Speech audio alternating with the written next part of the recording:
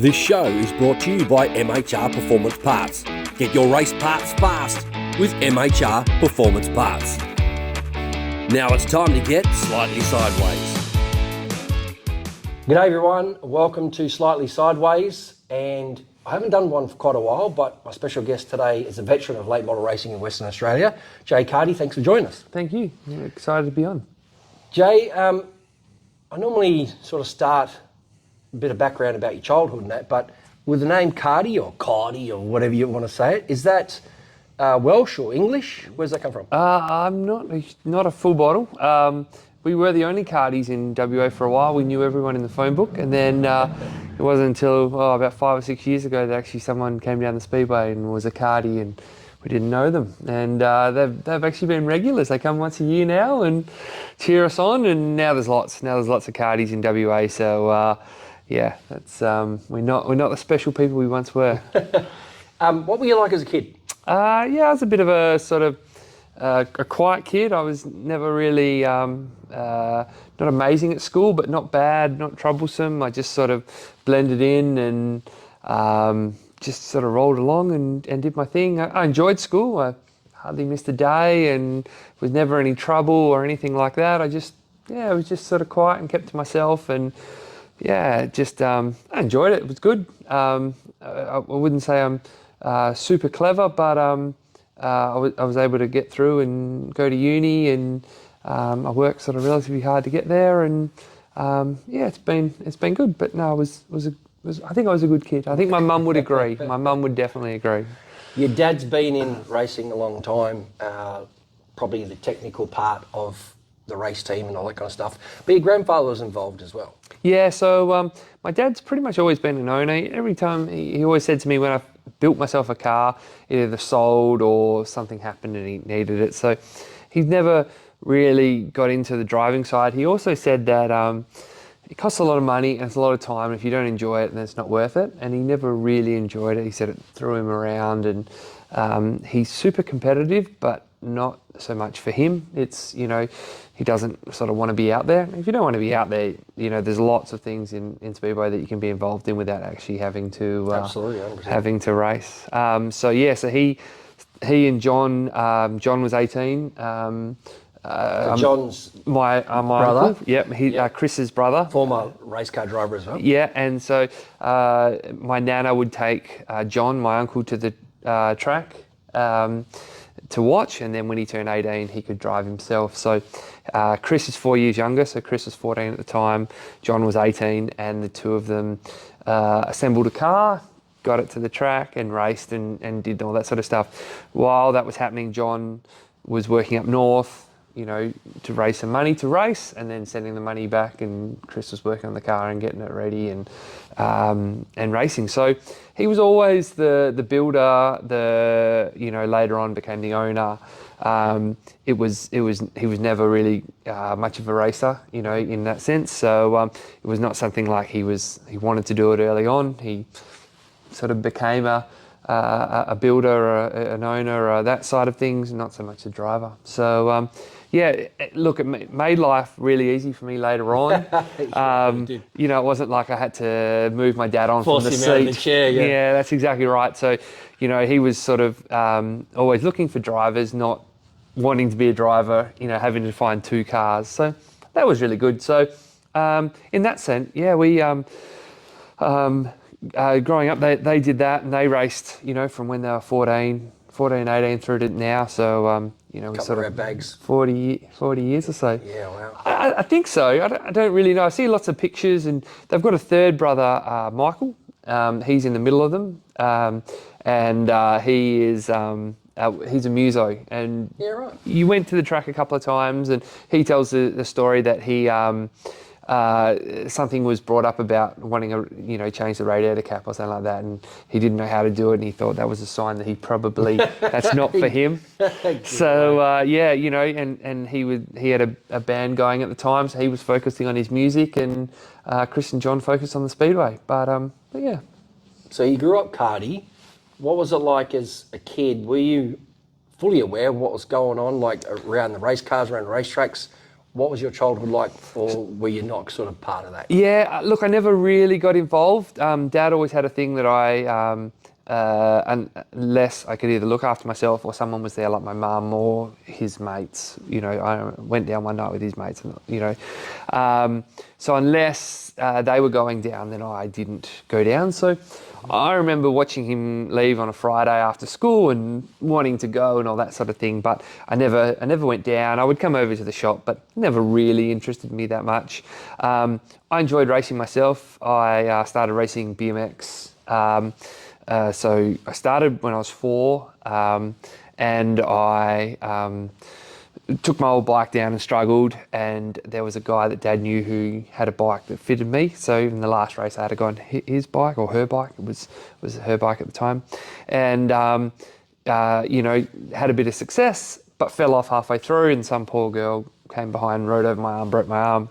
And my mum at the time said, and probably my dad, but I can't race until I'm turned 5. And apparently on my 5th birthday, now I can race BMX. So a bit going. yeah, so we went down, and Dad got me a bike and started racing BMX. And I think BMX is great, super competitive. And, we raced around Australia and we did some stuff, and, won a couple of number 1 plates and had some success. And I think it's a great sport, really good for fitness, really good for competition. It's not so much prevalent now, I don't think.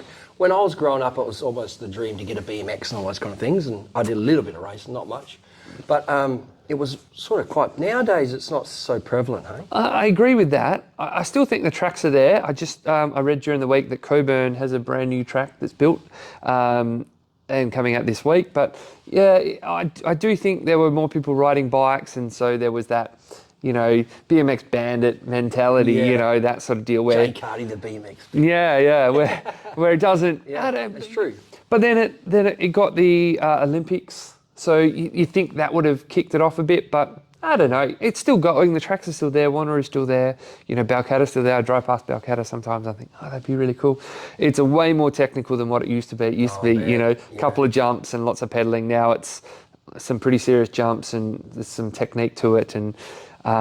but hey, look, it's a sport I'd recommend for anyone, and good for fitness, good for sort of coordination, good for competition, fresh air. Let's get your kids off the PlayStation and get down to BMXs. Yeah. And you'd go and do a race. We'd race Balcatta Tuesday nights, and then sort of every second weekend or whatever, there'd be a race around somewhere in WA, and you'd go to that. And it was a good deal. It's a good thing. But I got to sort of. I think I broke 6 arms, 3 on each side, and over the time, yeah.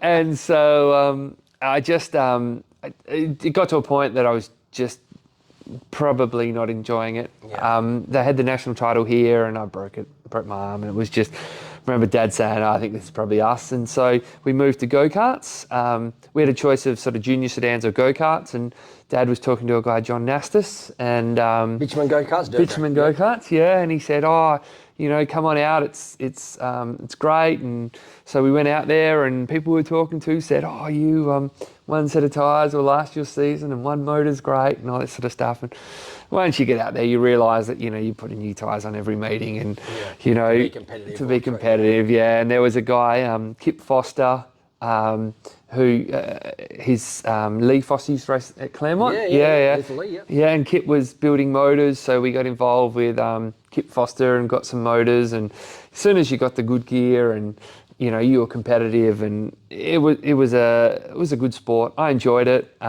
Super competitive in a sense of lots of testing, lots of practice, lots of. But yeah, it was good for competition. It was good for learning sort of technique and things like that. And you go out and you do driving days and learn all that sort of stuff. And but I got too big. And I got to about 14 or 15, and I was just too big. And I was too heavy weight class. Yeah, I was like 10 or 15 kilos overweight, and it just got too hard. In that sense, I was coming up to end of year 10 or so. Year 11 and 12 was starting, and we just decided, look, let's stop that. And so for year 11 and 12, I didn't race anything. I was still involved with the Speedway. By that stage, I was still going down regularly. From about 10 or so, I was going down the track with Dad once I could look after myself. I started going down with Kingsley Jones you know, way back, Yeah. you know, when it was Claremont and the late models were starting and they weren't quite at the Motorplex, at Claremont at the time. So I'd go down with Bruce and Hinkley Jones, and then Dad would come down later. And so I was sort of involved, but I wasn't here at the shop, and I wasn't working, and I wasn't, you know, I'm sure Dad would agree, you know, like me washing the car, you know, it was just... Not going to happen. Yeah, I wasn't just doing it. I just didn't have that sort of passion. I didn't want to be over at the workshop. I didn't, you know, my mates were doing other things. And so I just, you know, we would come over here on Thursday nights, you know, Thursday night before Friday night at Claremont. There'd be Grandpa OT, you know, everyone called him OT, Uncle John, Dad and myself, and Mum and Dad and myself. Sorry. Mum and my sister and myself would come over and we'd have fish and chips and we'd, you know, hang out for, you know, half an hour and while they're getting ready and then go home. So we were sort of around here, but I was never sort of hanging at home wanting to go over to the workshop, wanting to work on the car and wanting to do that. That wasn't until sort of 17, 18. Does that, like, we'll just jump ahead, but looking back now from where you are, does that surprise you a little bit, or you think, oh, that's pretty normal? No, I think that's pretty normal. You know, I've got girls now and they're only 1 and 4, but, you know, they come over here to the workshop and it's, you know, things have changed now. We've got TVs and that, you know, over here at the workshop. It's not a cool place to be entertained. And so, you know, I'd ride my bike around out the front, I'd ride my go-kart up and down the lane and things like that. But, you know, Dad got me doing some things and we'd machine some parts up or we'd do some, you know, repetition things and he'd teach me some of the tools. But yeah, just never really interested me. So yeah, I'm not surprised. But yeah, we then, after go-karts, we built an amp car, or Dad built an amp car for me. And so how did that come about? How did you say, I'm not really into it, I do a little bits and pieces, and all of a sudden, hey, I want to go racing? What's that conversation? So I was still going to the track and I was still sort of, you know, I was still excited after go-karts. I still wanted to race. I've always sort of seen myself as a bit of a driver. I don't necessarily look for the thrill of the drive. I don't go, oh, wow, I really enjoy going out there and going fast. That doesn't really interest me. The competition is what I want. You know, I want to go out there and I want to beat everyone. You know, I want to set the fastest lap from hot laps, qualifying, win the heat, win the feature, and then even then I'll, you know, you go, oh, I wish someone else was racing so I could beat them too. Okay. You know, and the competition is what drives me. And so it got to a point that I was enjoying, I go to the track, I was, you know, crewing with Uncle John, I was, you know, Dad owned the car, John owned the motor. That was really enjoyable and, you know, helping out when I could a little bit, but not hugely. But I wanted to race. And so there was these divisions called AMCAs. People had contacted Dad about building some, and so he sort of thought, oh, well, I'll build one for Jay. But I didn't know it at the time, but he would only work on it when I was here. So this car took like 2 years to build. That's a fair deal, really. Yeah. Look back on it. So it took a long time, and people were making making comments to him about, you know, this chassis is going to rust out. It's taken that long and things like that. Yeah. But it just sort of taught me, and then I got to about 17 and something clicked and I just wanted to be here and I wanted to work on it, and maybe I saw the car and thought, maybe I need to spend some more time there, maybe I need to get it finished. More. So then that sort of, I just turned 17, I was finishing year 12, I turned 17 during my TE exams, or ATAR now, and then I just worked over the summer and we finished in November at school, and so I did November and December, and then we raced in January. You remember that first race? Yeah, I went down to Bunbury. You know, everyone has a cliche story of doing well. I ran third, but probably the truth is that lots of people dropped out, and, you know, I was a fair way off. But as long as the records book say exactly right, yeah. And then so we did that, and then there was a guy, Sterling Ashby, was a good supporter of John, and he said, oh, this is something that I want to do as well. So he lives in Sydney, and he had a business, GPPD, at Glenmore Park Plumbing and Drainage. I wonder where I found that from. Yeah. Anyway, and so he said, he and Dad were talking, and so Dad built another couple of AMCAs. We had one on the roof and one for him, and if you're going to build one, you sort of build two. That was the mentality. Dad was building chassis back then, so you build one late model chassis, you might as well build two if you're cutting all the bars. So he built 2 Amcas, and one on top of that. And so we had 2 of these cars, and we ran around for a while, for a couple of years. It was great. Amcas were really strong here. We ran. They started. The Fast Fridays. So Sterlo would fly over Thursday night. We'd hang out over here Thursday night. We'd get the cars ready. We'd load up. We only had John's truck at the time, and then we'd get a Kennard's trailer. We'd go down. We'd race the Fast Fridays. Then the Saturdays, if there was a late model race the next day, we'd go and watch. We didn't have a team at that stage, or Dad didn't have a team at that stage. We'd go and watch and help out, and we were helping Daryl Crane and Bruce Trineman. Mm-hmm. So we were helping those guys and sort of tinkering around with that, which is really cool. And then so Sterlo would come over. We'd hang Saturday. We'd go out and do something Sunday, and he'd fly home. So that was really great. But Amcas struggled a bit. Daryl offered me a drive in a late model, so I drove for Daryl Crane in his late model for a season. And how did you find that? Let's break some things down, like get a little bit into it. Going from an Am car to a late model, that much different horsepower, different part of the sitting in the car, different racetrack, all those kind of things. I think we had a lot of success in the Amcas. We went over to Toowoomba and they had 70 cars, and we qualified on third for the feature, and ran in the top 3 for most of the race, and spun out towards the end, which was a bit of a goose move. But I think we were super competitive, and we won a lot of races over here and had a lot of success. So that was a really good thing. I think we both thought that we would just have instant success, and Daryl had a super reliable motor. We had a chassis called a Proven chassis, which was a Ron Miller car. It was a bit older. Ron Miller from the US. From the US, yeah. So we went out there, and it was terrible, like proper terrible. And I tore up, and this thing wouldn't turn if you got it to hook up, and it was nothing wrong with, like, it's not a knock on the builder.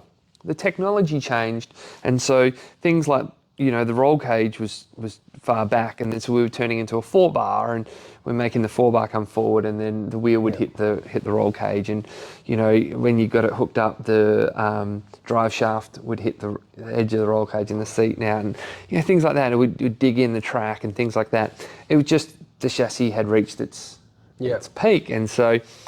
And would that have been a little bit? Sorry for jumping in, but we're used to, back in those days, previously, a lot of super sedan technology and the way those handled and people's mentality on super sedans, And then when late models started coming in, it's a completely different kind of thing. That would have taken a fair bit for people to get their head around. Yeah, well, we were building similar, our previous sort of cars, when we first started building late models, were sort of looked very super sedan-ish, and they had that sort of.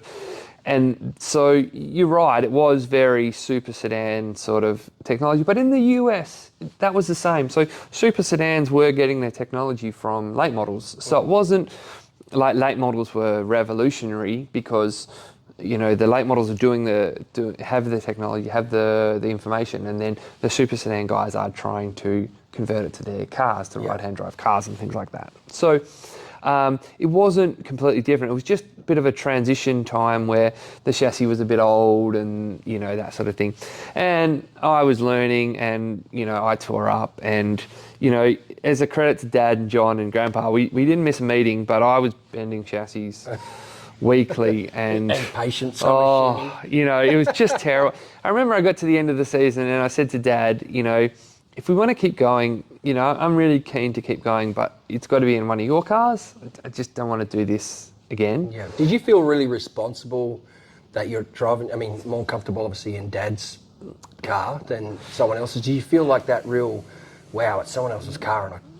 No. Daryl was a fantastic owner, and he came away travelling with us when we went to Toowoomba in the Amca title, and he was good dude too. Super supportive of, like we would go to Esperance and he lent us his trailer to fit the 2 Amcas on, so we didn't have to take a truck and a trailer. So he was there was not a problem at all. And I'd go out he used to have a place out in Kewdale, Thomas Craft there, and we'd go out there and he'd give me tyres, and he'd say to me, look, just return the car at the end of the season, in the same condition, as long as the motor has oil pressure at the start of the night, don't worry about it, it will last all year. Yeah, right. That sort of deal. So there was no sort of concern.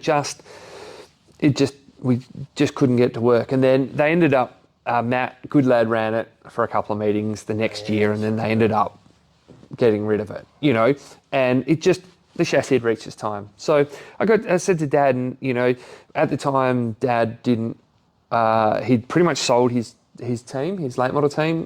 John owned the motor and that got sold, and then he owned the chassis and he had sold that. So we didn't actually have much. We had a diff, and he was piecing some stuff together, from our shop that we had a few things. And one of the things we only had a power steering pump, and so Dad he always used to build his own engines, and so he said, look, I've got to import all the stuff from America. He rang up David Drame in the US, and he said, I want to go with someone that's what they build, dirt late model engines, and David Drame used to work with methanol. So we didn't want a petrol motor. In the US they ran in petrol, we wanted methanol, so we wanted someone who had the methanol knowledge. Okay.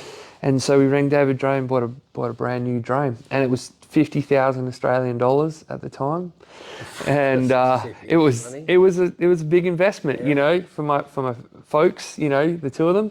And I remember my mum, we'd met Dave, but Dave Drame, but we hadn't, he said straight up, if you ring up one of the sponsored motor, I don't do sponsored deals, but I'll build you a motor. And he said, cool. And he said 32,000 Australian, which worked out to be 50,000 by the time you get the freight, 25,000 before I start. So Dad sent over $25,000. My mum said, he's having a lend to you, And then in 3-4 months' time, he rang up and he said, he's ready to go. Another 25,000, and Mum's like, well, he's in the Bahamas and he's run out of money and he needs some more.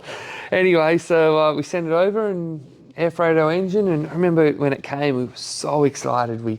It arrived in the freight in FedEx, and we took a rattle gun and stuff to undo the bolts. Yeah. So we got round the corner and lifted up, and I remember seeing this motor and thinking, wow, what a motor. Yeah, and everything was super, shiny. Actually, that's not true. David Drame does everything flat black, but everything was like, it just looked super shiny. Yeah, it just looked amazing. And so we were in the process of building a chassis at the time, and so Dad built a chassis and, put all the good gear in, and we had it ready for round one the following season. So it was a good effort by Chris. We were helping, and John was helping, and Grandpa was helping as well. We started on our own deal, and it was good. And we had some success, and every year we just keep building and going from there. And yeah, it's been good. And we're now at a stage where we've got 2 Drames and 2 chassis, and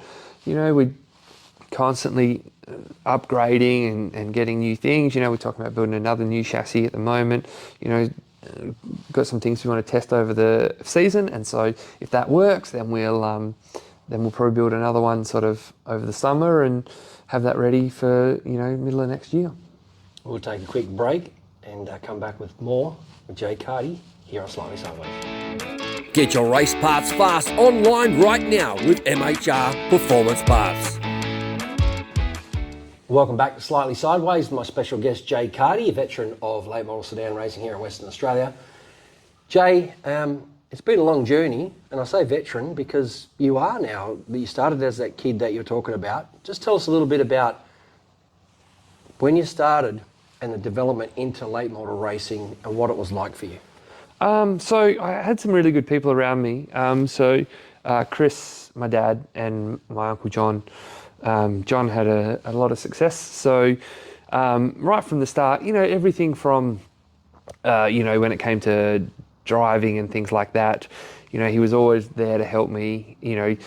Early on, even when I raced go-karts, Dad said to me, if ever you come in and you say to me, if it's so easy, you do it, that sort of, I can't do it, you do it sort of idea. then we're out, because it is a tough thing to do being a driver. And if you're not up to it, then you're not up to it. And it doesn't suit everyone.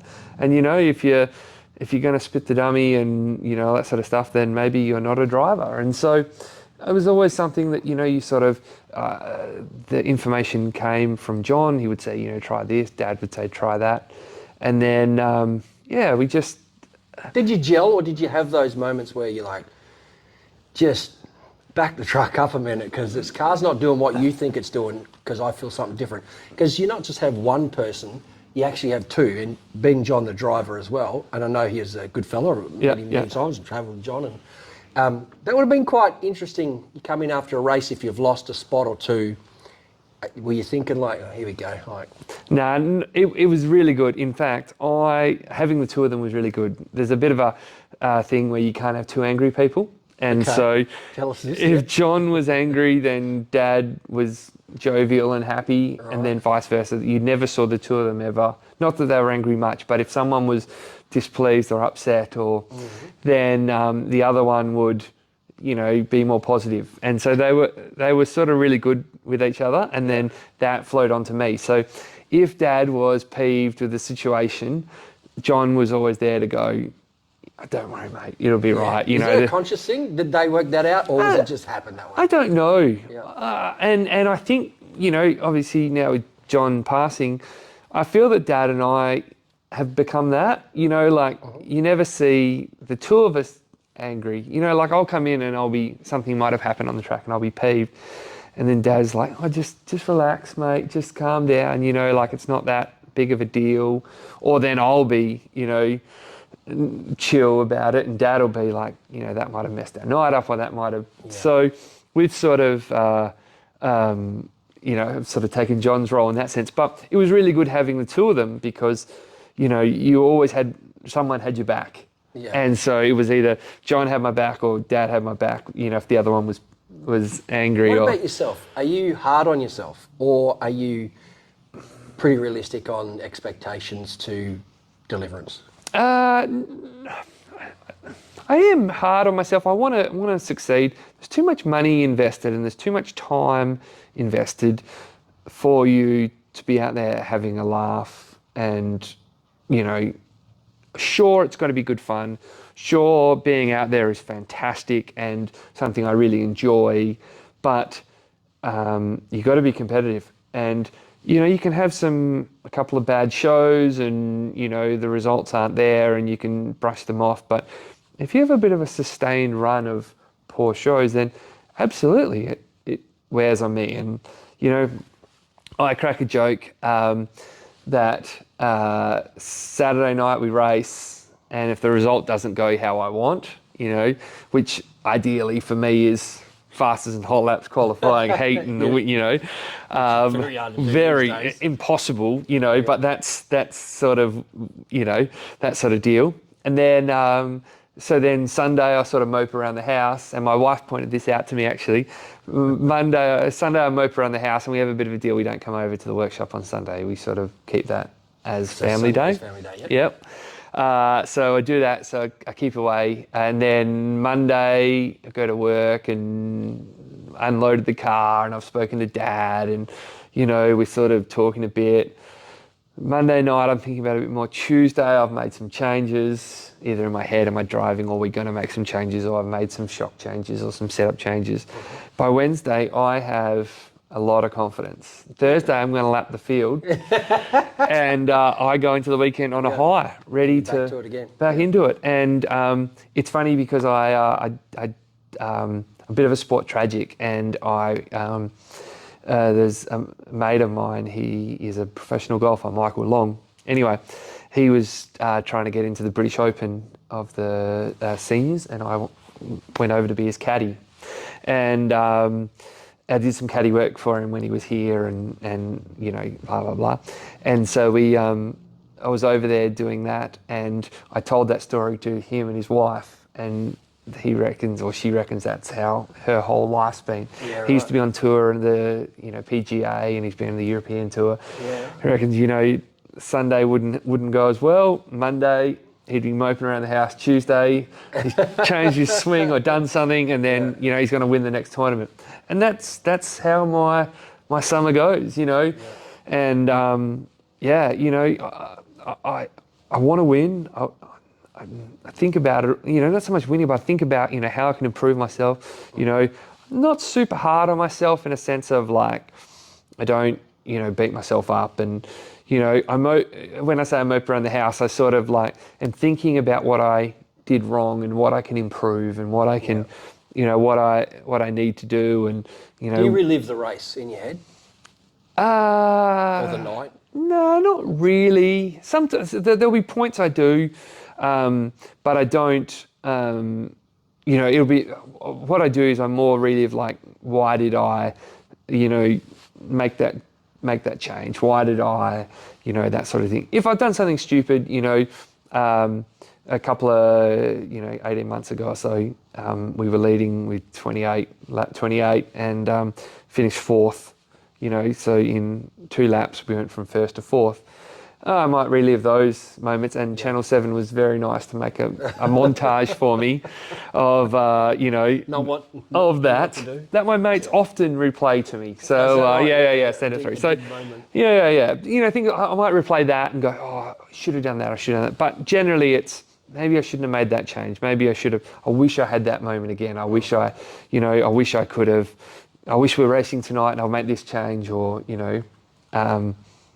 so I don't necessarily replay the race. I don't necessarily visualise that sort of deal, but I do think, I shouldn't have changed that, or I shouldn't have made this, or I shouldn't have done that. Yeah. Do you have a routine?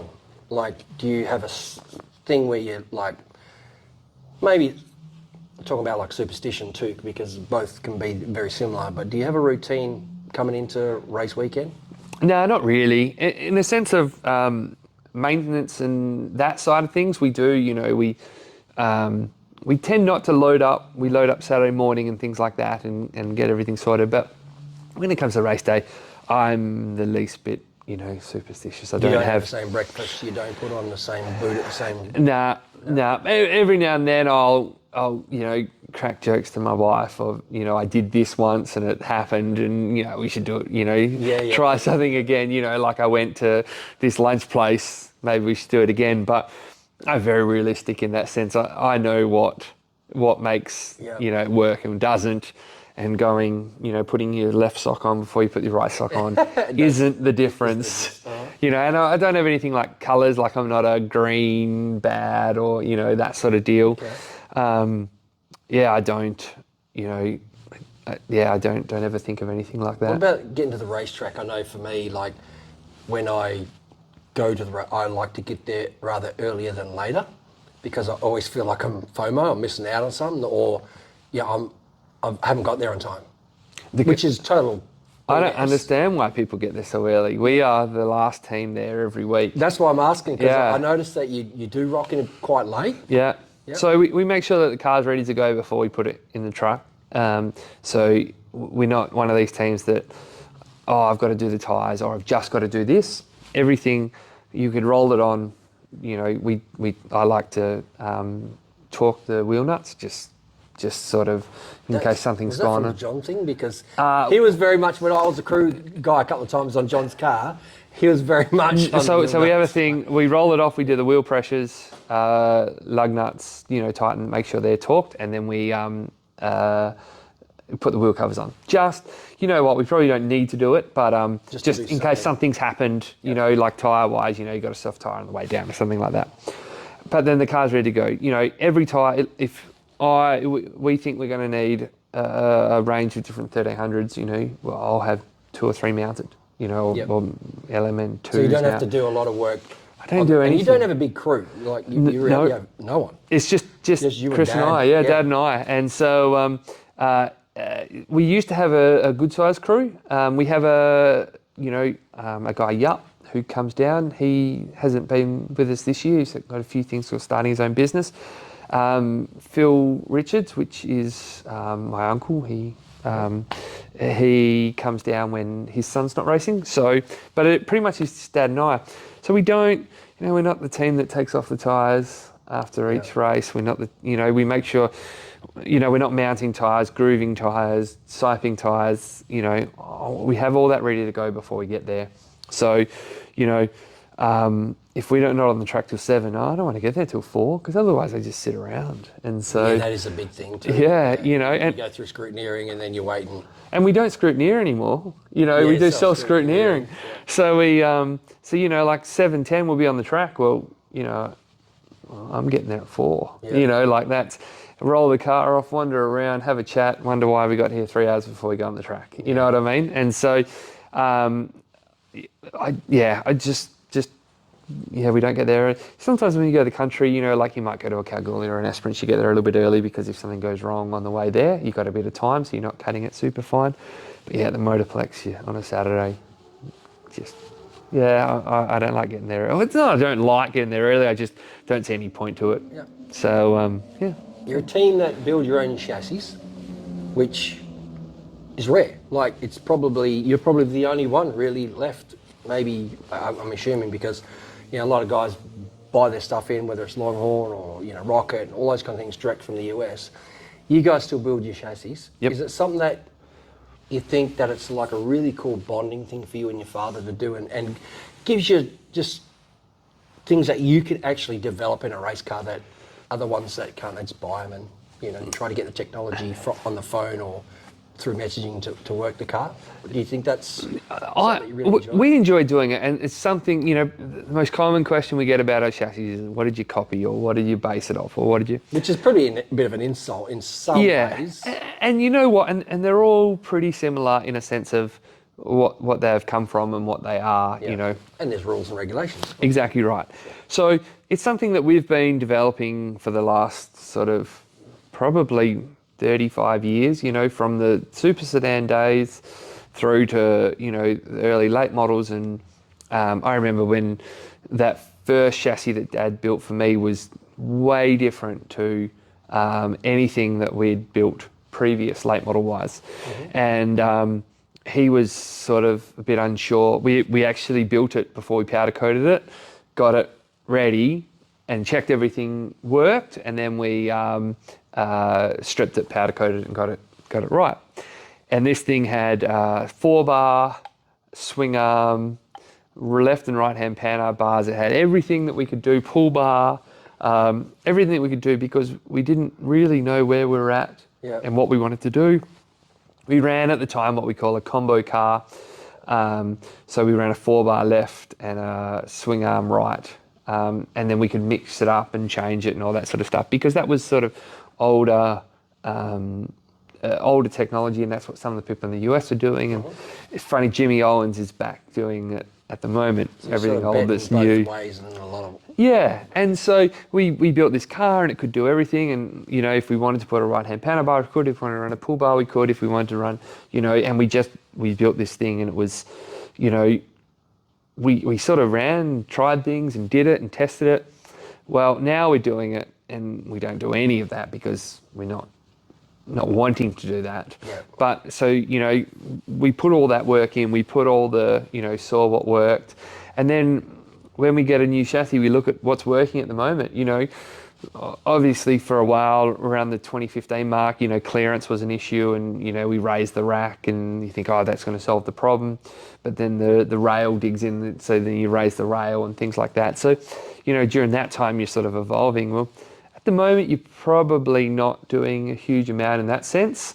And so there's no sort of need for us to build a new one, because there's nothing sort of groundbreaking that needs to be fixed. And let's talk about rules. Obviously we're getting new rules all the time based on US, because it's like a sprint car deal. You'd love to buy a car from the US, or parts from the US, and all those kind of things that relate to Australian rules, that kind of stuff. But I guess trying to get things enforced and the people to do that kind of stuff in Australia, it's a little bit harder. But with the rules and stuff like that, is there lots of things that you have a bit of leeway with, that you can push some boundaries, try some things, because innovation comes from breaking rules a lot of times? Yeah, so there is lots of really cool things that you can do. And what used to happen is, we would have the the ACF, which is now Speedway Sedans Australia, and you see things happening with that side of things, with the rule changes to the modifieds and rule changes to the super sedans, and it's hard for those blokes. They need to develop everything, and where we have something that Rocket Chassis are saying, they're building 300 chassis a year. Longhorn are saying they're building 300 chassis a year. There's, you add in capital and MB custom and, all that sort of stuff. And, there's probably the best part of 600, 700 chassis a year being built. Probably more than that, 800, 900 chassis a year being built, So then, that's every year, and they're developing things and they're doing things. And then, you get guys like Integra Shocks, and, they're just building late model shocks, and they're developing and testing. And because a lot of people, and I'll be honest, a lot of people are in the sprint car sort of understanding of some of the technology in a sprint car, because it gets explained probably a little bit more than late models. But all honesty, I reckon there's way more technology in a late model to get the thing to get around the track at a faster pace to win a feature race. And no disrespect to anyone, and sprint car guys will probably message me tomorrow and say you're full of shit, but there is just so many different bits and pieces. How do you keep up with it all, and how do you know what to change and when to change it? Yeah, and look, that's the hard thing. We're really lucky in a sense that early on in, so I started racing late models about 2005, 2006, somewhere like that. And then I waited until I was 18, and then 21, and then I rang up, I actually emailed, this is back in the day with, I emailed every World of Outlaw team asking if I could come and crew for them. Okay. And two replied, Dan Sleeper and Clint Smith. And I said, look, I don't want to be paid. I'll come over for 3 weeks. I'll work. You just need to take me from the track, because obviously they're racing every night and that sort of deal. So I was 21. I rolled over there. The World of Outlaws people picked me up from the Mall of America, took me to Deer Creek Speedway, and I was on the road with Clint Smith for 3 weeks. It's fantastic. I learned so much. Yeah. Initially, these guys aren't that friendly in the sense of, like, they don't want to tell you stuff. They're super secretive. They're testing. Exactly right. Yep, they're developing things. By about the third week, I started learning things and seeing things, and he would explain more things to me. Then I went back the next year, and I went like 9 years in a row crewing. I think the longest I went for was 7 weeks or something on the road with him. Anyway, so I always had, I had guys like that. When I was on my first year, I we're at Deadwood in North Dakota. As I say, Deadwood. Yeah, from that TV show. And we had a day off, and so we went to the pub. They're big on their gambling, the teams, and so we spent the day gambling, and then we were going back to the truck, and I saw Jimmy Mars, and I was like, oh, Jimmy Mars, these wouldn't mind meeting him. So went over and met Jimmy Mars, and he was a guy, Brian Doherty, was hanging with him, and so these guys are betting big, and I didn't want to bet big, and neither did this guy Brian Doherty. So we started chatting, and we were going half bets so we could sit on the table with them, and, all that sort of stuff. Yeah. And he was the Integra rep, and so we drank all night, blah, blah, blah. The next morning he said, look, do you want to sell Integra shocks? I said to him that we have a shop here in Australia. He said, do you want to sell Integra shocks? I said, yeah. Here's the buy-in, blah, blah, blah. So we did that. So that was 2008. So, we had guys like Clint Smith giving us tips and tricks and saying, we're doing this at the moment. He'd send me a message saying, hey, this is the latest guy at the moment. He didn't see us as competition because we weren't racing against him. Yeah, that's right. Yeah.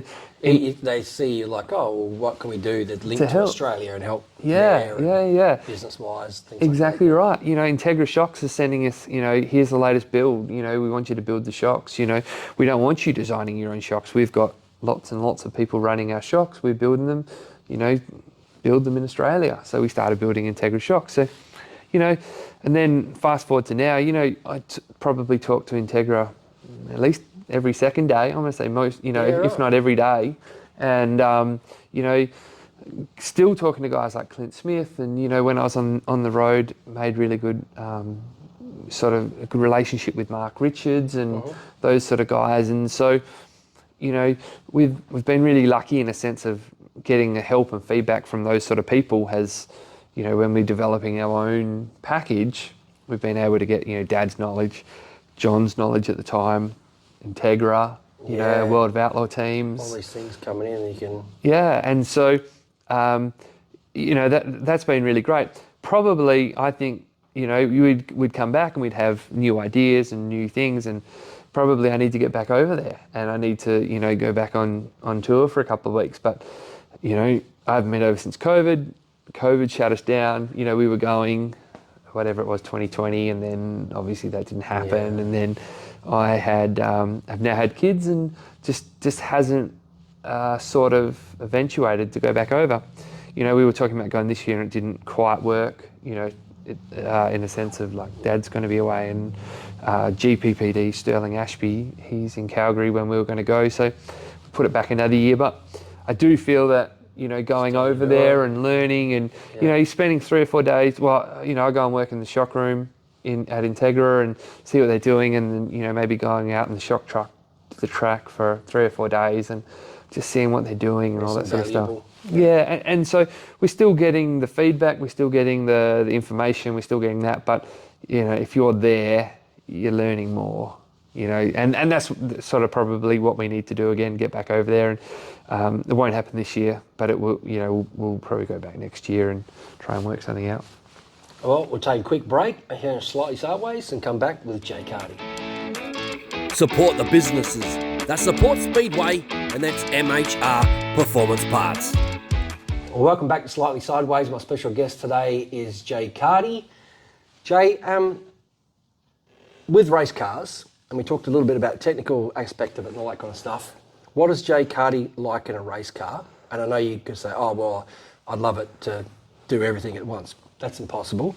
So I'm going to ask you a couple of questions. Would you rather good on entry or good on exit? Well, over the past 2 years, I've had both at different times. So, 2 years ago, we were terrible on entry, but amazing coming off. And we were knocking the wall down, trying to get that thing to turn. You spent some time in Warrnambool at the wall and Motorplex at the wall. And anyway, but it was dynamite coming off. And then at the moment, we're really good on entry. It rotates through but doesn't come off. So right now I'll tell you that I want more drive off the corner, but when I get that, I probably will tell you that I need the car to turn and rotate through the centre. You've answered my question perfectly. I mean, typical race car driver, you want it all. Yeah, it's really tough at the moment. So we've been working on some different things, and we're working on our front end and redesigned the front of our car. The roll centre and a couple of other things to get it. Hopefully that we can get their drive off, but work on our get it to steer in under load. And late models are like go-karts. You need to unload the left rear to turn the car. You need to load the left rear up to drive off the corner. If you keep the left rear unloaded, the car's going to turn beautifully, but not come off the corner. If you keep the left rear loaded, the car's going to come off the corner but not turn. So with a go-kart we lean out, when we're driving, and that lifts the left front, then lean back on when I drive off. Obviously it's a bit harder with a late model, but that's what we're trying to do. And so terminal speed or a car that handles really good but not as quick? I reckon a car that handles, because you can build up momentum. If you can go into the corner, if you're, let's say you're trying to get to 130 kilometres at the end of the straight, or 130, and if you start coming off the corner at 90, then you rely on your tyres and you start to get up. If you can come off the corner at 110, then you're relying less on your setup and your tyres and all that sort of stuff. So if you can get the car to turn and carry momentum through the corner, then you're relying less on your gear to get you up to speed. So I would prefer a car that handles better than has better top speed, because I reckon I'll be able to reach it. You'll be able to just do it all yourself. With the restart situation now that we've got in the last couple of years, the Delaware double file restart late models, Fan or not a fan? Love it. I reckon that's our point of difference when it comes to late model racing. If you have something goes wrong, and you get sent to the rear or you're towards the back, once you have the single file restart, your race is pretty much over. You accelerate if you're last and you're looking and you can see that the leaders are about to start. And then by the time you get there, you're half a lap behind. And unless you can make a few spots, bring out caution comes, make a few spots, bring out a caution, and your race is over. And I don't care how good you are half a lap behind. Mm-hmm. You are fighting all night just to not get lapped. So you add the Delaware double and then it becomes exciting. That's the great thing. Sure, it may cause some carnage and there may be some extra crashes, but the great, when we watch Formula One and, they say, we should have sprinklers on the track. Bernie Eccleston said they should have sprinklers on the track to make the racing more exciting. Fans don't come to watch a single file procession, after a single file start. They want to see, 24 cars go in the corner too wide. And if we can do it in the first lap for the first start, then we can do it for the others.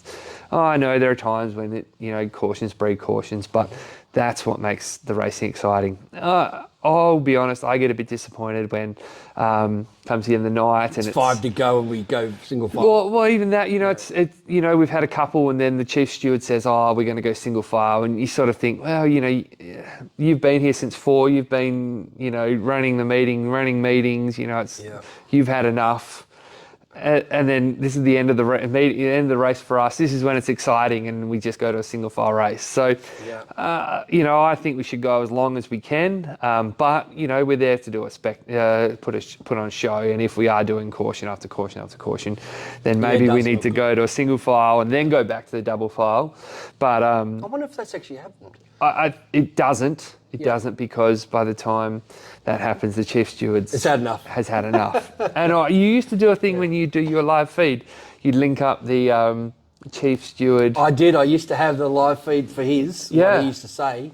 And my wife said to me, we were watching you did the one with the national title, and they had Jerome talking about the fireworks. We're going to do one lap, the fireworks going to start, that sort of stuff. And she was saying to me, that's really interesting, listening to what he's talking to you. And, they get to hear what he's saying. Yeah. So, yes. That's an interesting thing. Yeah, so, but then by the end of it, there are the chief stewards not saying the positive comments. No, car 52. Yellow. So we... but I think it's great. I think, it makes it exciting. And, we need to stop it being a procession. The tracks are improving, they're wide, they have a high line at the bottom and sometimes even a middle, the Motorplex has 3 lanes, but, you go to Albany and they're pushing, Ellenbrook pushing to have at least 2 lanes. And then why limit ourselves by having a single file behind the witch's hat? Because even if you get someone who balks slightly and then the next person balks, and then you just sort of behind. Sure. And if you overlap, it's not so bad now, but it used to be if you overlap, you get sent to the rear, and that's happened to me a few times. Yeah. But overlap a little bit.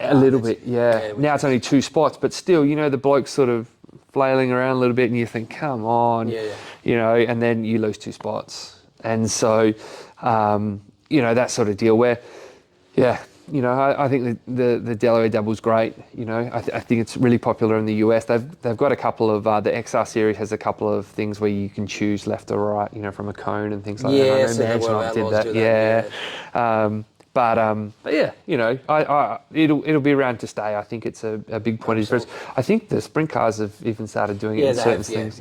And so they should. Yeah, and it's fantastic. It is exciting for the fans, and that's what they were entertainment value, and for the sponsors as well, and we want to draw more crowds, all that kind of stuff. Everyone's an expert on Speedway, and we all have our own ideas and thought process, and we know it all, and our ideas are always right, obviously. What's something that you think, oh man, I'd love to see that happen, or I'd love to get it changed for either personal reasons or just for the betterment of the sport? Or I think Speedway's in a pretty good place. I think some sports struggled post-COVID, where I feel Speedway really benefited. I think people saw that we got this really cool product here in, at our home sort of area. We don't have to go to Bali. We don't, people were going, unable to go traveling, unable to go, to Bali and Europe and America. So then they had all this extra money. So then they started going to, Speedway, and we saw our crowd numbers go up. And so, and I always thought, when people can travel again, that'll drop, but it hasn't. People have sort of seen that this is a really great product. So I think Speedway's in a really great place. I want to say 10 years ago, I would have said to you, I'd love to promote a race, and I'd, do like a race and a band and, afterwards and make a real thing of it. Like a show, a festival. Yeah, I don't have that desire like I used to. I think what's being done is really good. Maybe because I was like, I could do this better, I could do that better. No, I don't really feel like that. I feel that the Motorplex does a really good show. There's certain things and certain nights that, even though we just spoke about cautions and things like that, and there, sometimes I can watch a feature race before me and think, this has gone a long time, like 40 minutes an hour. But sometimes the late models do the same thing. Sometimes the late models are just blokes are crashing into each other and all that sort of stuff, and you think, often it's to do with the track, and something has gone wrong with the track, it's slicked off, or it's all that sort of stuff. So I think it's probably, in my opinion, a little bit, but then also the differences of experience in the field, I think, is probably far more. The key to a really good show is a B main. The moment you have a B main, the A main is going to be great, because it weeds out all the blokes and girls who are having trouble on that night. Yeah. So, if you have 24 cars start and you have 30 cars turn up for the night, then the 6 guys who are struggling for the night don't make the feature. And look, that's terrible and it's a bad deal. And they can experience on the flaps, the sport, whatever. Exactly right. But then it means that the 24 blokes who do qualify are on it. And look, there are nights, like I've had a couple of B main starts myself, and I've been like, well, we're not good, but that's competitiveness. Got it, got going, got in the show, and then it generally, when there's a B main, there's less crashes, it's a better show, better deal. So, but in saying that, you've got to have a B main, and that's more time. And, more heats because there are more cars. And, I look at what the Motorplex are doing at the moment, and they've got, the wingless, and the wingless blokes turn up with 30 or 40 cars, and that almost becomes a problem, Yeah, they'll have a bigger problem this year because of the Aussie title coming out. So and then you got to have 4 rounds of heats, and then you got to have a B main, and then you got to have a feature, and then, suddenly you added 40 minutes of racing time, with the extra heats or extra 2 heats from the round. You start earlier, the track gets hammered a bit more. It's a tough deal. Yeah. And so there's, there's no, you don't want to say to people, you can't come, or you've got to qualify, or you've got to, but you do want some A, B main, but, if every division had a B main, then it would just be too much. Formats. Yep. So what's Jay Cardy's ultimate format? Do you like the pill draw and then do like reverse grid, yada, yada, yada? Or would you love to qualify every night like sprint cars sort of do and be the best in?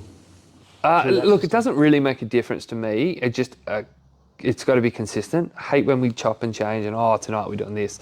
The cream rises to the top no matter what we're doing. If we do a qualifying, a heat and a feature, the same crew there towards the front. If we're doing 2 heats and a feature, the same crew towards the front. That's just how it is.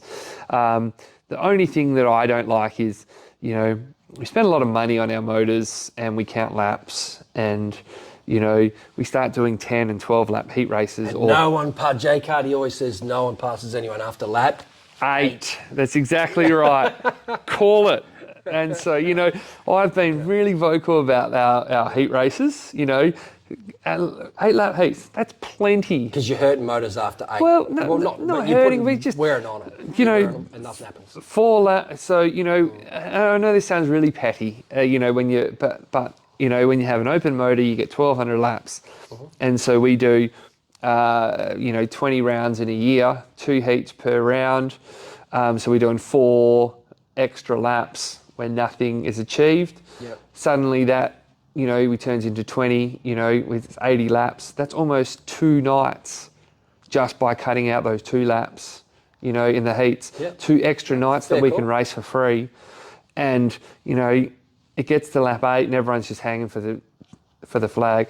Everyone knows, it didn't used to be the case, but everyone knows now that all the money's on the feature. Yeah. So, you just need to get a decent result. You don't even need to win. If you're towards the front, you probably... top 3 rows, you got a shot. Yeah, 3, 4 rows. With the format, of 10, 8, 7, 6, 5 in points, as long as you get at least 10 points for the over the 2 heats, you're going to be in the top 6, 7, of a 20 car field. Yep. That's all you need to do. And so, everyone sort of gives up, buttons off after lap 8. Let's just call it. So every time if I see 10 laps, Fair I'm deal. like, 2 wasted laps. Yeah, that's exactly right. And so I understand we go to country tracks and they like the noise, and they like the thing, and they like the, but whether you're doing 8 or 10 laps, there.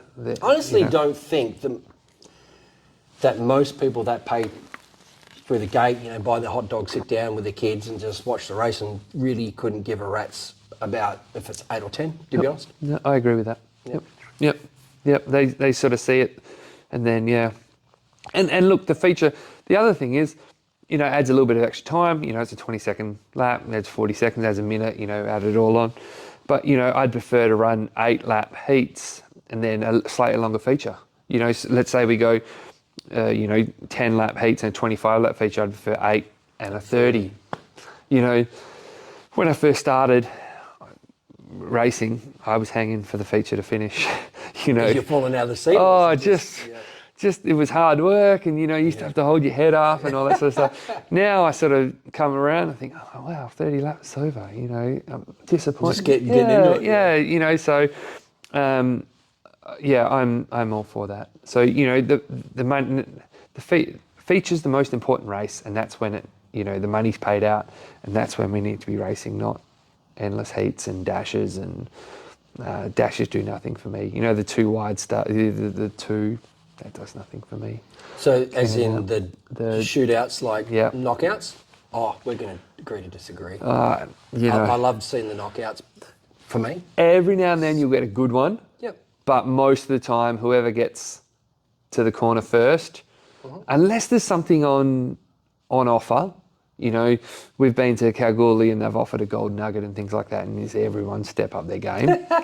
But when we went to the Red Dirt Rumble, that was a fantastic show. Yep. You couldn't do it all the time, but it is good for a spectacle, for a one-off, because what it does is it gives the chance, in my opinion, to bring the crowd into it. Yep. So you boom up the heroes and villains and those kind of things where it's a novelty thing. Yep.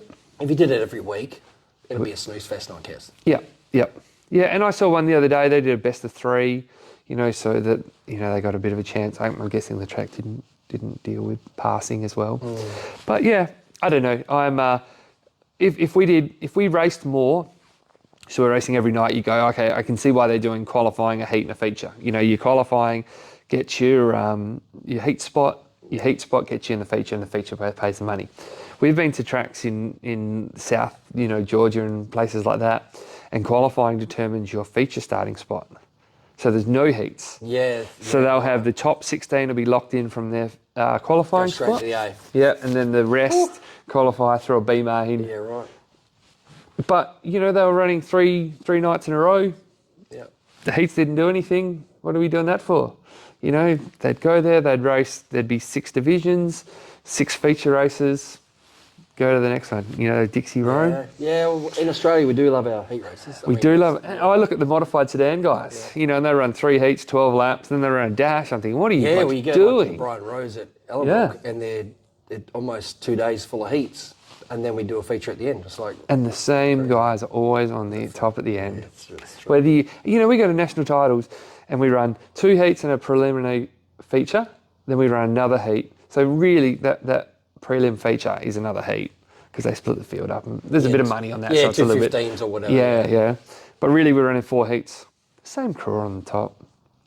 And why do you have to keep giving blokes chances? If they're either not up to it or something goes wrong, then the people who are doing well, they're just, they're doing well in the heat, so they're further ahead. Yeah. So, I don't know.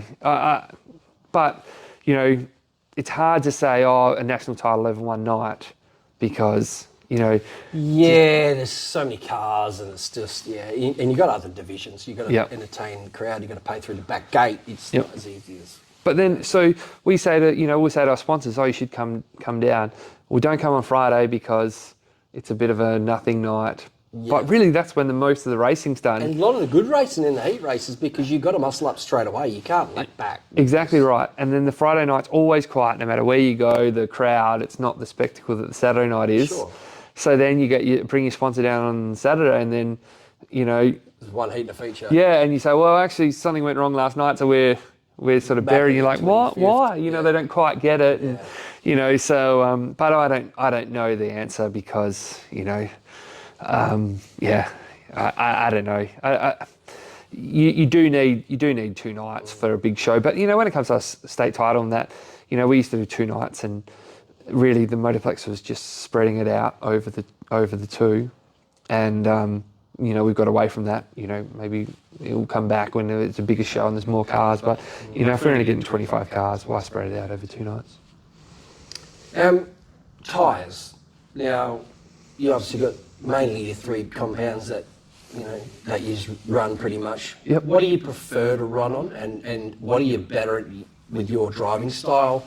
Do you like a harder tyre where you can smash it a bit more and get on it, or do you like a softer tyre to get off, the start of the feature pretty good? Are you good at managing tyres? Tell me. I'm And would your dad agree? No. So we used to run 1100. So 1100 were qualifying tyres. So and explain a little bit about just so people know what 1100 is. And So what happened is Hoosier used to make a whole range. So you'd have 1100, 1200, 13, 13 and a quarter, 1350, 14, 14 and a quarter, 1450. I think there's a 1500 in there too, 16. Wow, that's a lot to choose from. They went up to 2400, all that sort of stuff. Anyway, I remember when the first time I went with Clint, he had 100 tyres in his truck, 60 mounted. He had a left front every compound, all the way up to 2400. And then he would go out on qualifying and he'd put 1100, which was the soft tyre. He would then put 4 new tyres on for his heat, and then he'd put 4 new tyres on for his feature. Even the fronts? Even the fronts, 4 new tyres. Then what he would do is he would look at it, and if he was on a long tour, he would try and sell them locally, or he would, if he was on a shorter tour, he'd put them in his truck and he'd take them home back to Georgia and he'd sell them in Georgia. Or, if there were softer tyres, he'd sell them elsewhere. So every time he hit the track, he had 4 new tyres on. So he had these qualifying tyres. You'd be drooling, wouldn't you? Yeah, well, so we would be getting these qualifying tyres. We'd go, I want those. So I'd go and buy 1,300 tyres. And, we weren't marking them. We were running one night we ran a 1,300 in the feature. It was only a 20 lap feature or 25 lap feature. And there was no caution and it faded towards the end. And I remember ringing up Hoosier and sort of saying, they're saying you shouldn't be running that for that long. But, for us it worked. Just wore it off. It went gooey and it went faded. It looked good, but it had stopped working. Yep. So we were running 1100s, and that moved to 1110, then 1200s. And so we were running feature races with soft tyres. Then what happened is no one in America was running 1200s. Well, then it was 1100s and then 1200s. And so what happened is you couldn't buy them. They were making them just for Australia. Yep.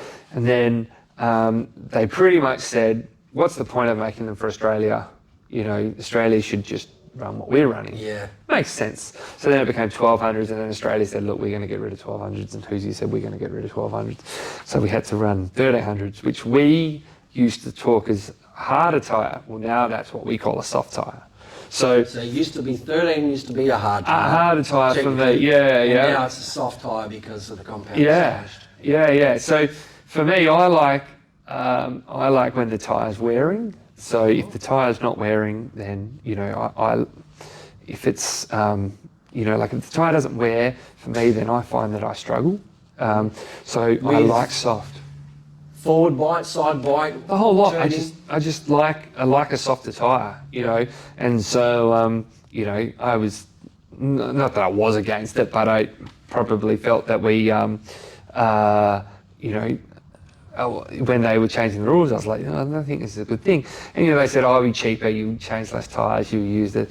But we weren't wearing tyres. You know, people were saying, oh, you blow off at 1200. Well, we were running, you know, 1200s and putting 2 features through them, you know. Yeah, okay. So where now with you know, the tyres aren't what they used to be, but I've only just started on those 2s, 3s and 4s.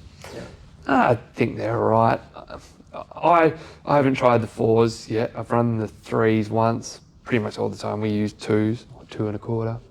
Who gets the final call on that, Dad or you? We just discuss it between us, you know, with pretty much anyone who's confident. So if The most confident one. exactly wins, yeah. right. If Dad will say, no, look, I really think this is it. Yep, cool. Or I'll say, no, I'm on, and we both go, oh, okay, you know, I'll back you, sort of deal.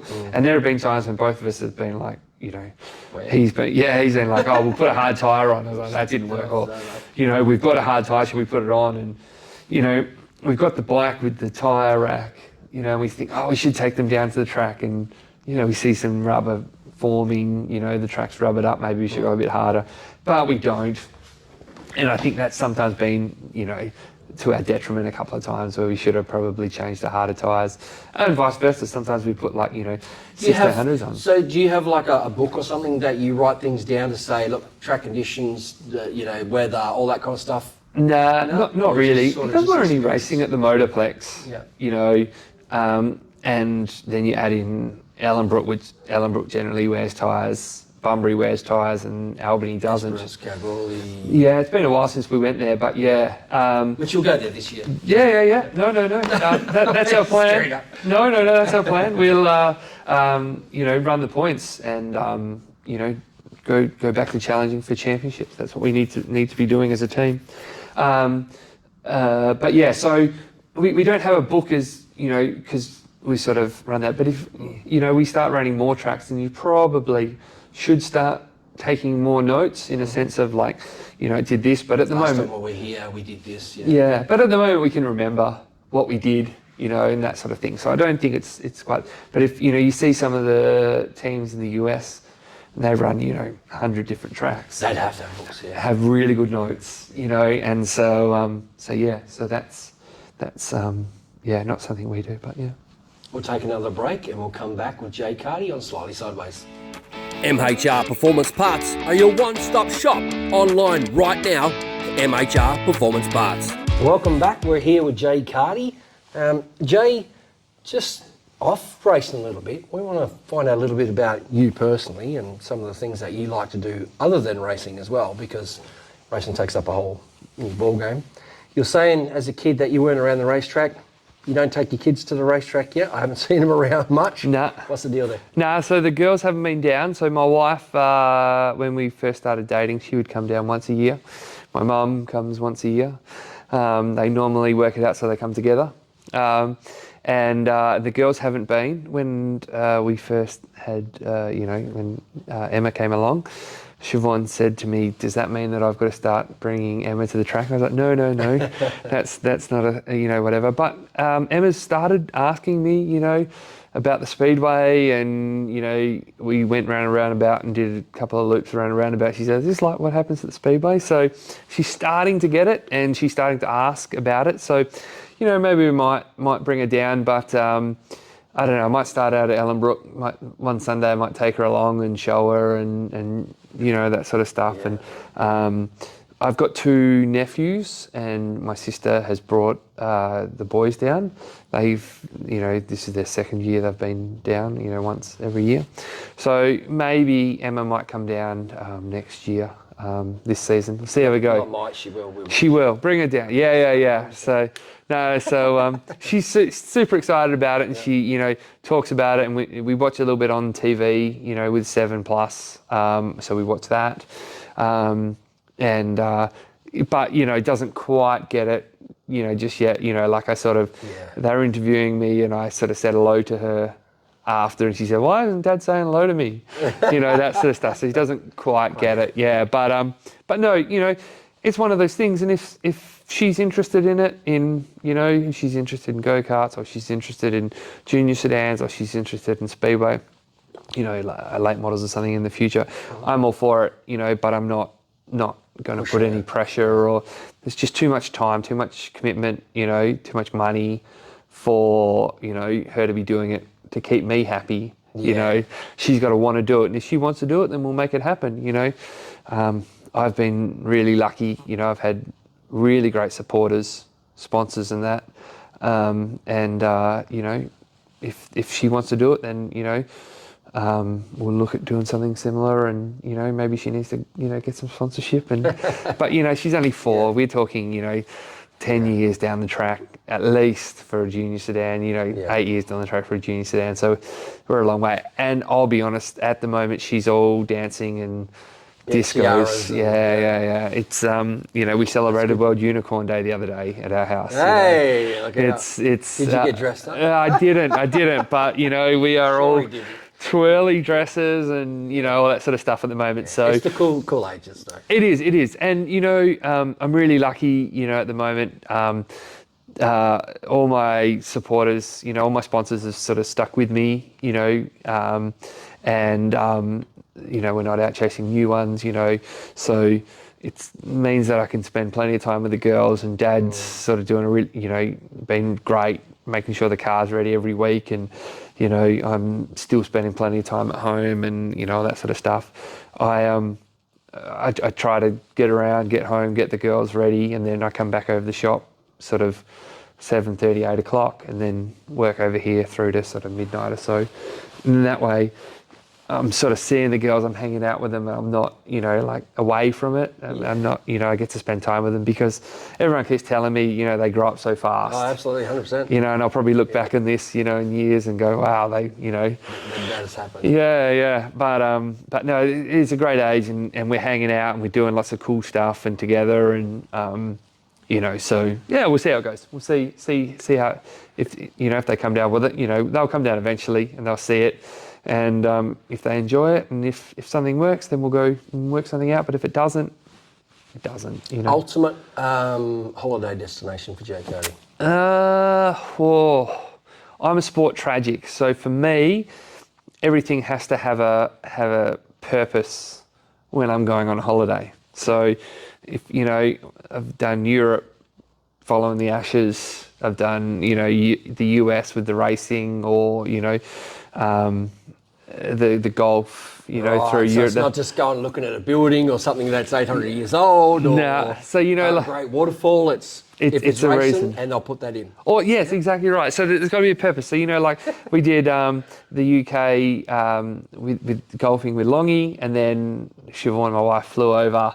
And then we did Rome, Italy, and France, and that sort of stuff. Yep. So I'm not very good at let's go and hang out in Singapore just for chill out and 2 weeks. Yeah. Let's go to Bali. It's got to be a reason that we go. So probably my ideal. I like the US. You know what? I'll go anywhere as long as there's something on.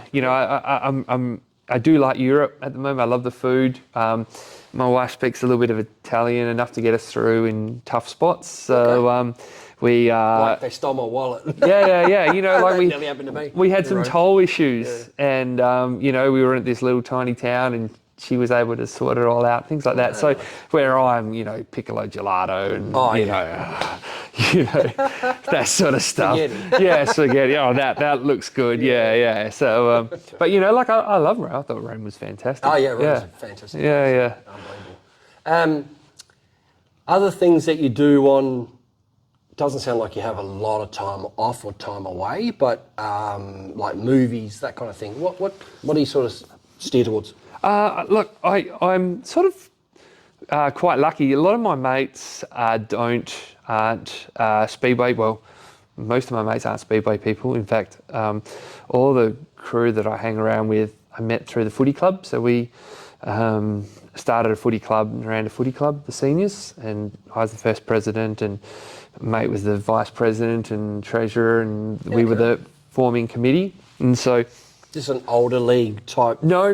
This is amateurs. Okay. So we all played junior footy at at Naranda, and then we moved from that to ECU. We were at ECU, the uni, and then they had a footy club called ECU Footy Club, and we played in that, and that looked like it was going to fold, and so we thought Naranda doesn't have a senior team, so we moved to Naranda, and that got a brand new oval, and we did that. So all my mates come from that, and so it's really good. It gives me a break from Speedway. Otherwise it can take over your life. And so my mates are also sport tragics. So going to the footy, that sort of deal. I quite enjoy that. But I don't mind going to enjoy a movie. I'm not really big on your hero wins every time movie, the Transformers and things like that. Give me a sort of a foreign movie that you don't know who's going to win. The lead character may not win, may not survive the end, and that sort of like some of the quirky sort of, exactly right. The quirky stuff, that sort of thing. If we're going to go to a movie, I'd go to Luna before I'd go to Hoyts, Union. Hoyts, okay. So I like that sort of thing. I like going out for dinner and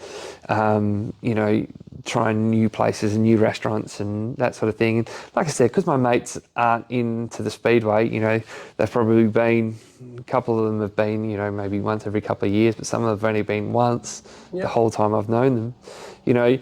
When we do catch up, it's not, we're watching sport or we're doing something like that. It's not, sort of Speedway related, and it gets me away from it all. Yeah, that sounds like a pretty good balance, to be honest. I'm pretty happy. I feel like I have a nice balance with life, and the business keeps us really busy in building the cars and selling the parts and doing the shocks. But then I go home and my wife's doing other things, and she's not involved with the business. She's not involved with that sort of thing. Tell us a little bit about that, because I'm sure there's relationships out there that both are into Speedway, or let's be honest, the guy's into Speedway most of the time, gets a girlfriend, brings her into the Speedway, and they become Speedway couple.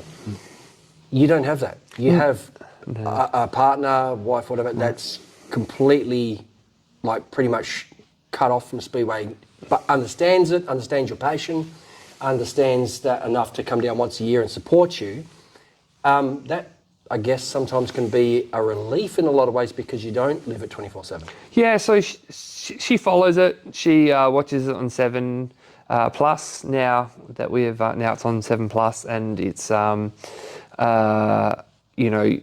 she's at home more. With the girls. They've gone to bed, and so she can watch that. She always follows the results, and she sends me the messages and that sort of stuff during the night. So she's follows it and is excited by it, supportive, but not, it's a long day, she comes down in the truck, we're sort of down there from 4 through to midnight, and it's a long day for her, and plus, I think she finds it loud and dusty, and it's not really her thing, so, there's never any question of, why are you doing it, or you shouldn't be doing it. It's always it's great, but we talk about other things. I'll tell her some stories about it, and she sort of tries to get in. She makes an effort. Yeah, makes an effort, but it's not. I think that's a good thing, because sometimes you can get so caught up in such minor things that you think are so important, and you'll sit around and you'll think about them all day, and we had some issues last year, and over a disqualification, and it just got me so angry, and I was able, sure, she was supportive, and she said this is really bad, but she wasn't saying you need to do this, and I can't believe they did that, and I can't. She was just supportive in your mood. And exactly right, and so I was able to get away with it. Some of my mates, they were like, you need to do this, and I was like, I don't want to talk about it. Yeah. I needed an outlet, and I could talk to her about it, but got the support, but didn't get she was a part of it, So, yeah, you know, she's really great and all that sort of stuff. Look, you know, if something happens in a sense of like the girls get involved, you know, I think it'd be interesting to see if she starts coming to the track and doing that. When I first started racing, Mum came to the track more than she did when John was racing. Sure, because her baby's doing it. Yeah, but she was still only, you know, a couple of times a year, and, you know, by the end it was once a year, and I don't think she's been in 2 or 3 years. So, you know, like, you know, she follows along, she watches it, she watches, you know, Dad might show her the replay if there's a good replay or something to watch, and she's, you know, she looks after the girls now, you know, one of the girls, when it's race night, because she, you know, she's at home, Dad's at the track, so she'll take Emma, Siobhan will have Claire, and so, you know, we meet up the next morning for coffee, pick up the girls, and so, you know, she wants to hear all about it, but going to the track doesn't really. It sounds like you've got a pretty good understanding with your partner to say, hey, like, we know where the balance is, which is that's really great. Yeah, it's great. I'm really lucky in finding her, and you know, yeah, we've made it work. You've only ever raced late models, as far as I know. Yep. Have you got an inkling, or did you, or would you like to have a run in something else, even if it's on a practice night, and say, look, I wouldn't mind jumping in one of them and just having a run? Nah, I drove a late model for a guy. Sorry, Amcas before that. Oh, Amcas, yes. But there's similar sort of deal. I drove a late model for a guy, Tony Safaris, in Parramatta. So he had some issues, and his driver couldn't drive it, you know. And so I flew over with my crew guy at the time, Kega, and we went Parramatta, won. It was great. I was like, this driving for other people thing is... I just walk in with the helmet. Yeah. See you later, I'm ready to go. Yeah. He said, oh, there's another race in Bega the next day. I was like, nope, we've won. We're going to the Star Casino, and life was good.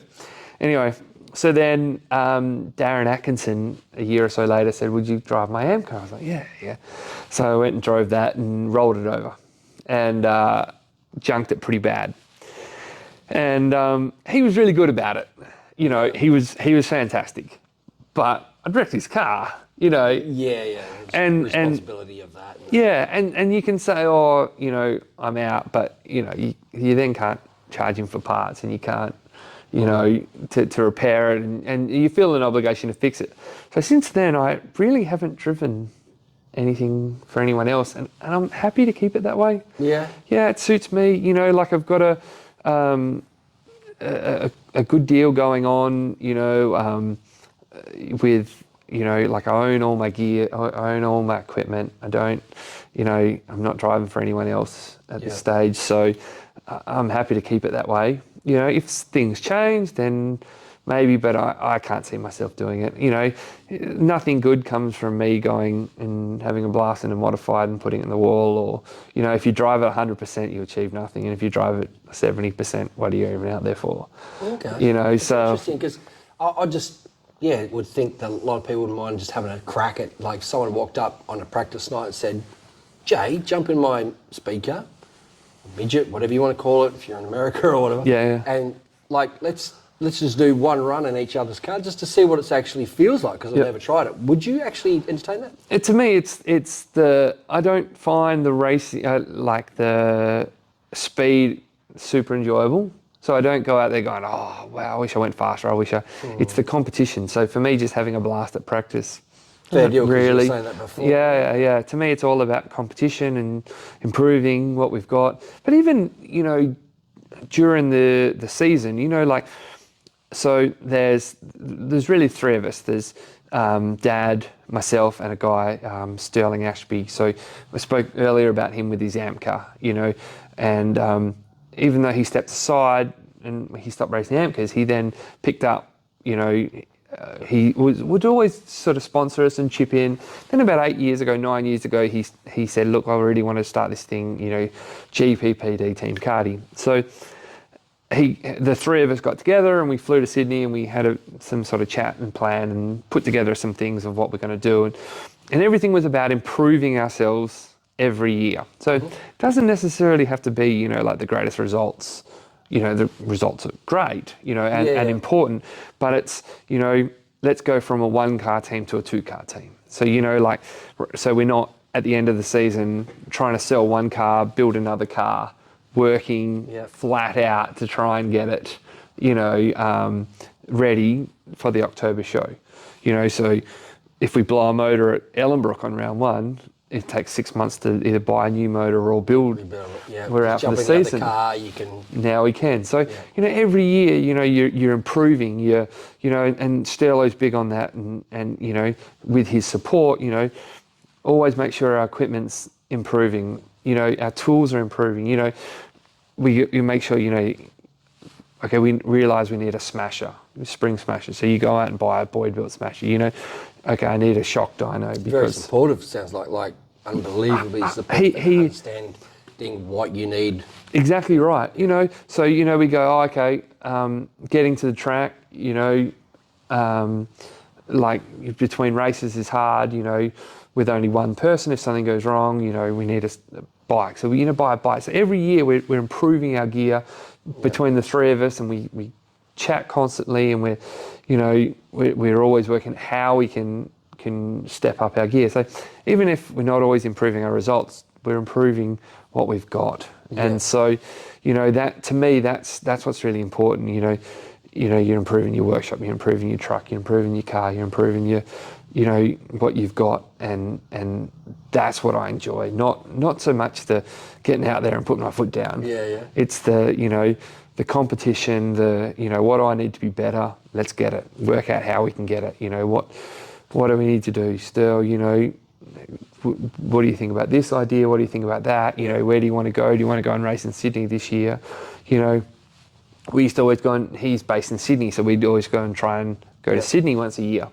At the moment, we're just sort of waiting for the Sydney Speedway to sort of get all their SHIT together. A bit more, I feel that they're sort of going in the right direction at the end, but we're sort of saying to him, look, do we want to go over? Do you want to go to Toowoomba? You want to go and race in America? Do you want to, and that sort of deal. So we're sort of pretty exciting, like that. You have those options too, and that understanding. Yeah, and he's been great, and Sterlo is first class, and you couldn't ask for anything more than a sponsor, And let's say, I'm a big fan of numbers on the doors, right? I'm a media guy. I love seeing it. I love taking photos of cars with it.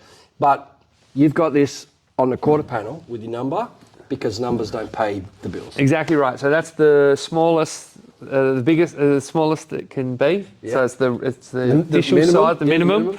And so I'm a big number guy in a sense of branding. I like that. I think that number. Big number. I think it looks good on cars. I think cars. But he said to us, so he always had the back and that sort of, and he was happy with that. And then he said, look, if we're going to take this on, I get the whole door. He said, you move the number. And I made some comment along the lines of, no, and he said, the number's not paying any bills. And fair deal. He was, and he's right. And so, we've moved the number, and they were talking about, Ken Schrader and Herman were talking about the other day, and numbers are almost irrelevant. Sure, they make the car look good, and they're good for the driver and that sort of, but if you can sell that spot, I can get a lot more for my door than I can for what I get for a number. Because you pay for the number, you actually get sponsored. Exactly right. And you almost feel like, you put a wing on it, on top of the doors, because I can sell that too. Oh, there we go. And make even more money. You make even more from that. So,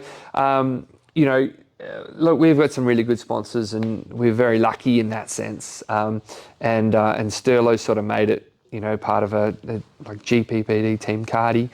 And, it started off as a couple of years, and we're 9 years in, and neither Dad or Sterlo look sort of ending it. And, we were chatting a couple of weeks ago, and we've got a plan for the next couple of years. So, that's sort of me locked in for a while, which is fantastic. I couldn't ask for anything more. Not every year I'm not chasing sponsors, I'm not chasing extra stuff, I'm not, It's not just a sponsor, I guess, and financial help. It's a person who understands what you do. And the support. Is invaluable, not just monetary value. It's about the understanding of, how important this is, what it does, and how you've got to go about it. and all my guys, all my sponsors from Greg Mizza, Mizco, Ray Markey, they've been with me from the highs, the lows, they've been with me pretty much from when I started. We've had, John was instrumental in getting us sponsorship when he was around, and he always, was able to get lots of sponsors and do that. So that was fantastic. But I was also getting sponsors myself. And so, those guys that I have had, I've been able to keep my entire sort of late model career, which has been fantastic. And they just, they understand what we're doing, and they understand that, sure, it's competitive, and, the results might not at the moment, be where I want them to be. But they know we'll turn around, and they know that we'll be back, and we haven't been challenging for championships the last 2 years because I missed the race with the birth of my daughter, my second daughter, and last year with a slight discrepancy which made me lose some points and that sort of stuff. So we won't talk about. But anyway, but then I chose not to go and race some other shows. Yeah. So it was one of those things. And then so we want to go back chasing championships this year, and chase the Motorplex Championship, chase the Pro Dirt Series, and get back into it. Just wrapping up now. What's something or some things that you don't like about Speedway? I said to Dad the other day, I don't remember the time being as great, and I said to him, is it the tyres? I feel that, I spend my whole life, in the sense of during the week, washing, grinding, grooving, siping, buffing tyres. Yep. And I just feel that takes a lot of time. So tyres are a flog. It's just hard work. So I would say to you, the panel damage, when people say it's just panel damage, you think, yeah, it is just panel damage, but it's pulling the door off, knocking it flat, putting it together, and tyres, that's, I just feel that we spend a lot of time grooving, siping, buffing, polishing tyres. Okay. So that would be my one thing, but I don't know the answer because, we make it so we can't groove and sipe, and then we've got a crap tyre, so... Yeah, I don't know the answer. What's some things that you really enjoy about Speedway? I enjoy winning. It is the most satisfying experience. It can be a heat race, it can be a feature race, it can be, a championship. It's just, you've done it. And so, all that work, all that effort, all that, has paid off. And I know this sounds really cliche, and every year that the late models and all divisions, sprint cars, they roll out and they go, oh, the competition's as good as ever, and the the equipment's gone up a notch and things like that. Everything's but it's super competitive division, and so we're not going out, and I know with the AMCAs, Chris built a better car than 90% of all the other AMCAs out there. Yeah. It's not so much now with those sort of divisions because there's people making that, but they were a lot of home-built chassis. Yeah. Sure. And so Chris understood roll center, or Dad understood roll center. He understood, what was important on the car, my car steered better, my car, all that sort of stuff. When we were building the motors, we had these little, and if you machined it at 11 mil, the rule said you could do 11 mil, we did 11 mil, we had more power, So for us, it was, you had an advantage right from the start. Now what happens is no one designs anything, no one's building their own stuff. So no one's, having to work out the roll center, and no one's having to do all that sort of stuff. They're buying the motors with 900 horsepower ready to go. They're not having to learn about technology. Off shelf, basically, and put it together like a Meccano set. Yeah, they get an XR1 or a Longhorn or a Capital, and and they're, they've got the basics. They're not having to understand things and should I put this bar here or should I put it there, Yeah. So because of that, then people are more competitive. People are, it gives everyone a bit more of an even sort of playing field. I remember Paul Stubber, and he said, I really like late models because I can't outspend. And he said, everyone here is spending lots of money and the top can't spend any more than what they're spending. Yeah. What do you buy a new truck? But on the cars, the top 15 or so could not be spending any more money. That's why your late models are very competitive, like, especially in the last couple of years where they've, had the drivers come to, like, through in the maturity, like yourself and the Oldfields and Brent now and, those kind of things. Plus, I guess, we were talking before about, COVID and stuff, and it was almost like the perfect storm, in my opinion, where you had a lot of our teams, not so much late models, but sprint cars and things like that, were going east for World Series, and people were getting told that racing's better over there, and, the Parramatta's of the world and Warrnambool's and all that's the best. Yeah. And we sort of didn't get a belief then, we're just as good, and that kind of stuff. When COVID came, it basically stopped all our best exports going over there and came back to us. Yep.